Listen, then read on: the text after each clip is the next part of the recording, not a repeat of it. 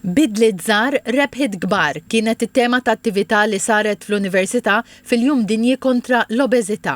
Dan fid-dawl ta' statistika tal-Għaqda Dinjija tas-Saħħa li turi li bejn l-2022 u l-2024 fost tfal Maltin ta' bejn is-7 u 9 snin 17% huma obeżi u 35.5% jinsabu f'riskju ta' obeżità.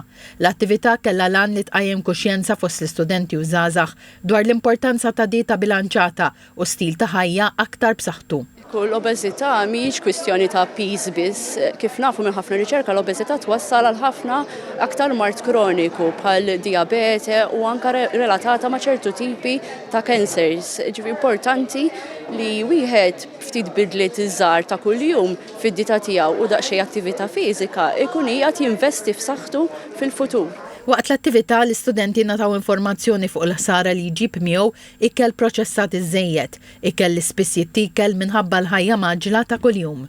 Tinedejna dil-kampanja dwar l-ikel proċessat iż-żejjed, bl-Ingliż ngħidula ultra processed foods, fejn qed inqajmu iżjed l-arfin dwar x'inhu ikel proċessat iż-żejjed biex kulħadd meta jmur jixtri jibda jħares lejn tabella tal-ikel jekk jaraf li hemm ħafna ingredjenti li ma jafx x'inhuma aktar huwa prodott proċessat iż-żejjed.